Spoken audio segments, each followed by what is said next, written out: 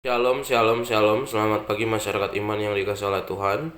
Hari ini kita akan menjalani hari kehidupan kita dengan percaya bahwa kasih Bapa yang maha baik memelihara kita.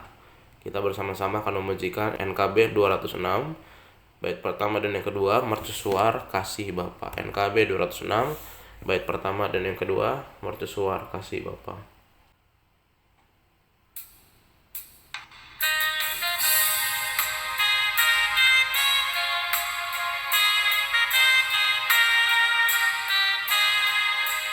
Mercusuar kasih Bapa memancarkan sinarnya, namun sungguh yang dipandang kitalah penjaganya. Pelihara sungguh pantai walau hanya kelikalah, agar tiada orang hilang di lautan yang gelap. Malam dosa sudah turun, ombak dahsyat menyerang, banyaklah pelaut mengharap sinar suluh yang terang. Lihara suluh pantai walau kelikalah, agar tiada orang hilang di lautan yang gelap. Mari kita berdoa. Tuhan, kami mau melihara suluh kasih setiamu dan mampukan kami agar boleh bersama-sama menjaga cinta kasih Bapa bagi dunia ini. Sebentar kami membaca firman-Mu, Tuhan pimpinlah kami. Amin. Bersama-sama kita buka dari Yosua 2 ayat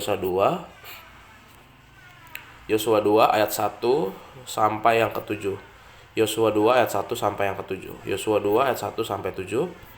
Yosua 2 ayat 1 sampai 7, dengarkanlah sabda Tuhan. Yosua bin Nun dengan diam-diam melepas dari Sitim 2 orang pengintai, katanya, "Pergilah, amat-amatilah negeri itu dan kota Yeriko." Maka pergilah mereka dan sampailah mereka ke rumah seorang perempuan sundal yang bernama Rahab, lalu tidur di situ. Kemudian diberitahukanlah kepada Raja Yeriko demikian, "Tadi malam ada orang datang kemari dari orang Israel untuk menyelidik negeri ini." Maka Raja Yeriko menyuruh orang kepada Rahab, mengatakan, "Bawalah keluar orang-orang yang datang kepadamu itu, yang telah masuk ke dalam rumahmu, sebab mereka datang untuk menyelidik seluruh negeri ini." Tetapi perempuan itu telah membawa dan menyembunyikan kedua orang itu. Berkatalah ia, "Memang orang-orang itu telah datang kepadaku, tetapi aku tidak tahu dari mana mereka. Dan ketika pintu gerbang hendak ditutup menjelang malam, maka keluarlah orang-orang itu, aku tidak tahu kemana orang-orang itu pergi. Segera kerjalah mereka, tentulah kamu dapat menyusul mereka." Tapi perempuan itu telah menyuruh keduanya naik ke atas sotoh rumah untuk menyembunyikan mereka di bawah timbunan batang rami yang ditebarkan di atas sotoh itu. Maka pergilah orang-orang itu mengejar mereka ke arah sungai Yordan, ke tempat-tempat penyeberangan, dan ditutuplah pintu gerbang segera sesudah pengejar-pengejar itu keluar. Bapak Ibu Saudara, Yosua adalah seorang dari 12 mata-mata yang dulu dikirim oleh Musa untuk mengintai Kanaan. Kini berbalik, Yosua lah yang mengirimkan 2 mata-mata untuk mengintai kota Yeriko. Yosua ingin mendapatkan informasi mengenai Yeriko agar dapat menyusun strategi yang tepat untuk merebut kota itu. Rahab mungkin mengenali kedua orang itu sebagai pendatang, dan karena ada peringatan mengenai kemungkinan kehadiran mata-mata yang menyimpulkan bahwa kedua orang itu adalah orang Israel, maka ia mengundang mereka ke rumahnya untuk bersembunyi. Rahab, seorang perempuan sundal, memilih berbohong dan mengambil resiko guna menyelamatkan 2 mata-mata Israel. Mengapa? Karena dia mengimani Allah Israel. Dia yakin suatu saat Israel akan menaklukkan Yeriko karena Allah Israel berkuasa.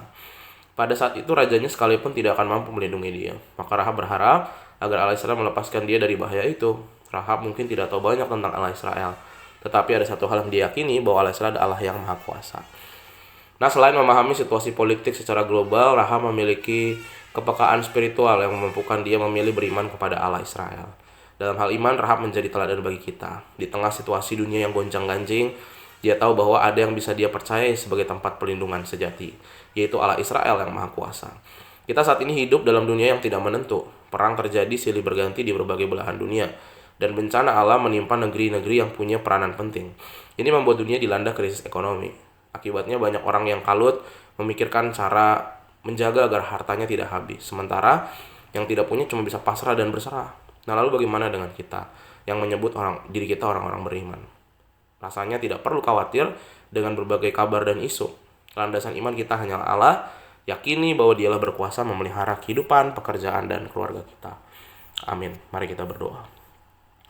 Tuhan, terima kasih melalui firman-Mu kami belajar lagi dan lagi bahwa hidup kami adalah hidup yang harus senantiasa bersandar sama Tuhan.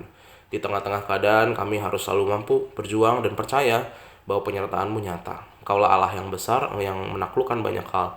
Kau lebih besar daripada masalah-masalah yang kami hadapi. Kami serahkan hidup kami hari ini, hanya dalam nama-Mu kami berdoa dan bersyukur. Amin. Selamat pagi, Tuhan Yesus memberkati, tetap bersemangat.